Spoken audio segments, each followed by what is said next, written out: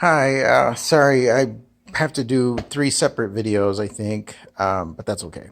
I couldn't get it all on one. Anyway, I took the back off. There's something I wanted to point out, just so you know, the backs will be intact. And one thing to point out about the Twin City logo, it's my style is an inlay. So if I'm not laser engraving, I inlay these. So meaning that if you follow a board, the pieces are cut from the same wood then put back, so it makes things really sharp and crisp when I'm painting or staining. Just take the pieces out, paint them, and then just glue them and screw them in, and that's how you get really a tight fit. So for talking points, if you're describing these to your friends, family, it's an inlay is the style of woodwork. But anyway, so the back is intact, right? So you don't have to do anything or put that together. I just wanted to just point out quickly the base. Real fast. So your legs, looking at the front, and I'll always talk about it from right to left. First are your 7 seat slats that sit on top of the 2x6 seat, right? So again, look for the numbering on the bottom. Everything will be numbered 1 through 7 on the right side. Then in between the 2x6s is your 2x6 spacer, just like this. And it's going to end here. Well, obviously, once you stack them up 1 through 7, there's going to be a 1-inch gap here that the tail of the back is going to slip in, right? So that's step number 1 is actually to assemble your seat only first, right? 1 through 7 on a flat ground.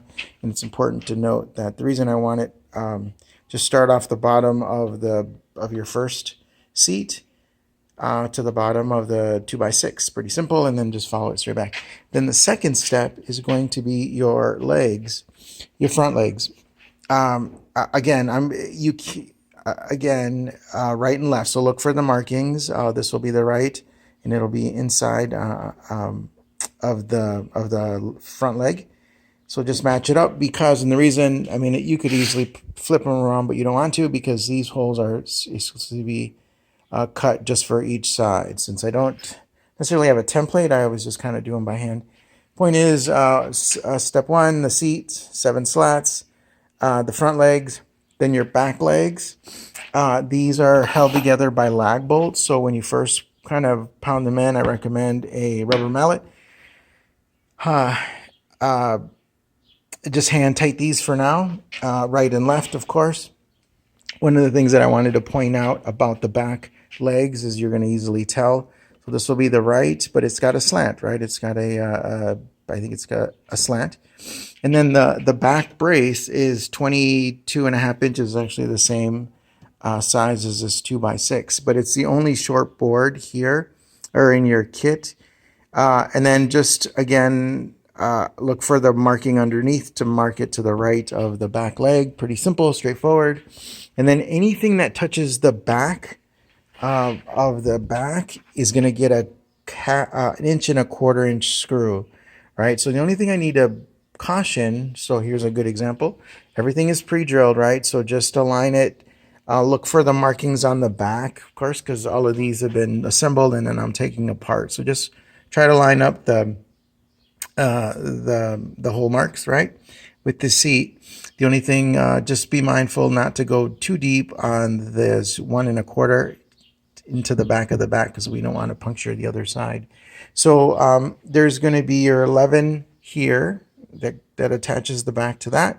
And there's going to be 3 underneath down here that I call the tail that keeps it secured to the back brace, okay? And that's underneath the chair. Again, I talked about the lag bolts. They all get, it's a 9/16 socket, so it goes washer, lock nut, nut, of course, always from the outside in. As far as your legs are concerned, front legs go on the outside, back legs go on the inside. So this is what the base looks like. The next step, I think on step number 3 is to install. Once you, install the back legs and your bolts, do your arms next, right? And so the last thing that you're going to put on is the actual back. Everything is flush, like I said, countersunk. The backs are the only ones that don't get wood plugs. So just go all the way to the top on the back on both sides. Line these up again. Now, again, countersunk these, but I didn't drill these all the way. So go as far in as you can with the front two on both sides. I have sawdust and wood plugs, so just fill them in, pound them in, and or you could just kind of leave them flush if you want. But I think it looks nice with the wood plugs. So the front two wood plugs on the right and left side of the arms on the top, and then there's going to be wood plugs for these. So these get screwed in on the side. So you'll have a total of 8 wood plugs. This is what your base looks like.